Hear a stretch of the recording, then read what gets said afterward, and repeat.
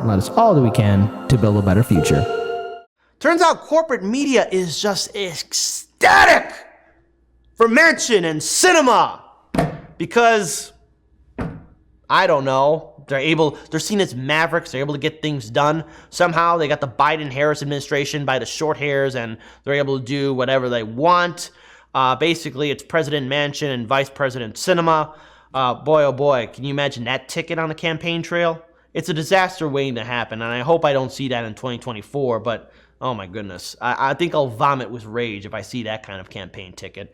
But let's talk about this. We got this first video from Case Study QB. Be sure to follow him on Twitter. He's doing fantastic work. And be sure to check out his original YouTube channel and Odyssey channel as well. And be sure to check out the work that he's doing with the People's Gauntlet. Let's play this first video from Case Study QB. Hold on, folks. You're going to get sick and enraged after you see how, again, these media pundits are just praising over Sinema and Manchin.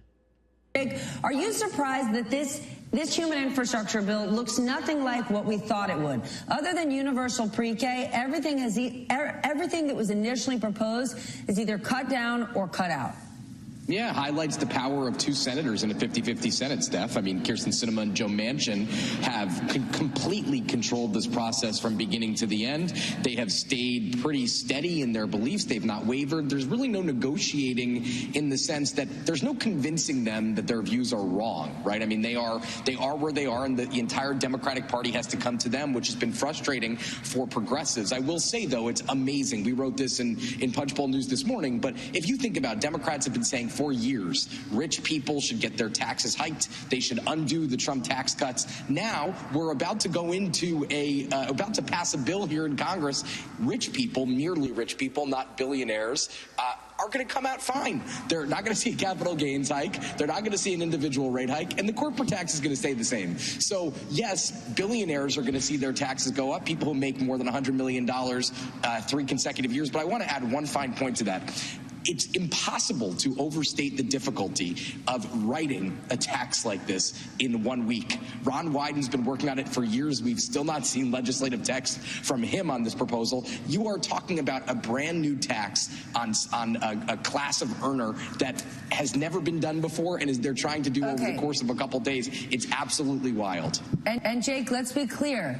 This is for billionaires who are making that much money year after year. It's not a wealth tax. And most people who have that kind of money don't get a paycheck that big every year. So it's really going to impact almost no one. Okay, so look, I think I'm going to take the words right out of Kyle Radix Carter. Thank you so much for the super chat. I wish people could say this about the squad. And let's really be clear here. Let's talk about the Democrats in general. You got people like Manchin and Sinema, who, again, are gutting this quote-unquote compromise that the progressives compromise with the moderate Democrats. And this bill doesn't do jack. And to all those who say that, oh, no, this bill is socialist, it doesn't do a goddamn thing. When it's being gutted and gutted again and being bled dry, there's nothing in there. This bill, in my opinion, should be thrown into a volcano and should be ignored. But this is something that, quote-unquote, Democrats, progressive Democrats are fighting for because they care so much about it. But if they really gave a damn about the progressive issues, progressive policies, they would have been fighting the Biden-Harris administration from day one. You know, Senator Bernie Sanders, not to say much, but you do realize that you have the same political power as Manchin and Sinema. You could stamp your feet and raise your followers.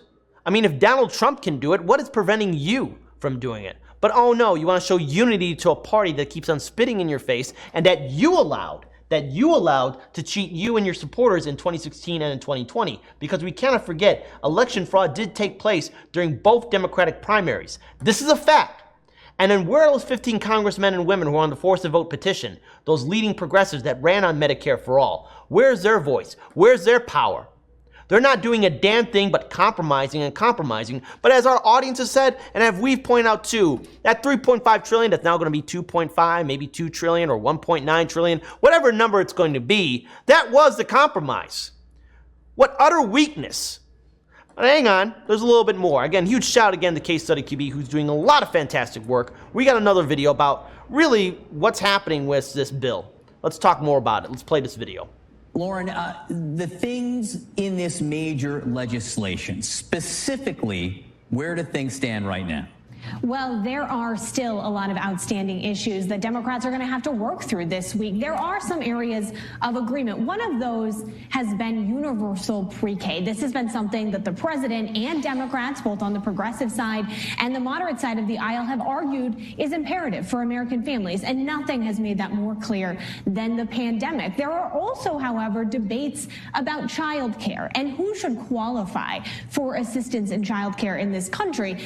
Is there going to be some kind of wealth cap on how much money you make and whether or not you get access to a program like affordable child care? That is something the Democrats are still trying to work through. There is also a similar debate about who should qualify for an expanded child tax credit. Joe Manchin, a moderate from the state of West Virginia, has made it clear that he thinks this current cap is too high. There are also progressives who are pretty upset that the president and the White House is looking at just extending this for 1 year. In part, that is because it is such an expensive provision to continue. But progressives have argued they want this to continue, so that's something that is still up for debate. And paid family leave. This is another area where Joe Manchin has expressed concerns behind the scenes. And the president acknowledged last week that this program, which used to be 12 weeks, is now down to 4 weeks. Now, I'm told by sources that there is concern about even a 4-week paid family leave policy. So a lot in this area of helping families across the country deal with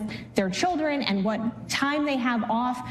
Still a lot of up for debate here. Yeah, there's a lot clearly for kids, for people with children in this bill. What about for the elderly and for health care, maybe even specifically for the elderly as well?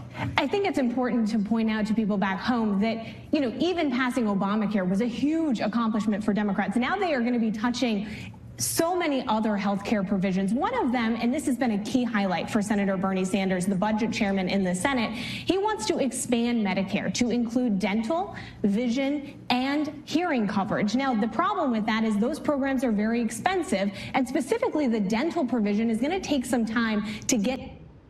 Okay, let's pause it here. The rest of the world figured out how to take care of its people.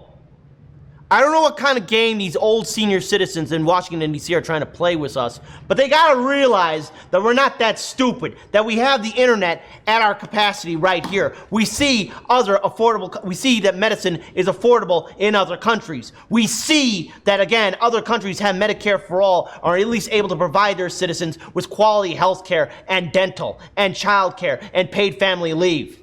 This weird Puritan logic that we got in this country is work, work, work until you die. And look, let's face it. People like to work. People like to do things that they love doing. And yes, we all have to work jobs. But the thing is, my goodness, when a child is born or when you're having a family or something like that, you want to spend time with your friends or family like that kind of thing, you need to have some paid family leave off. Other countries did it. European countries have figured it out. Canada have figured it out.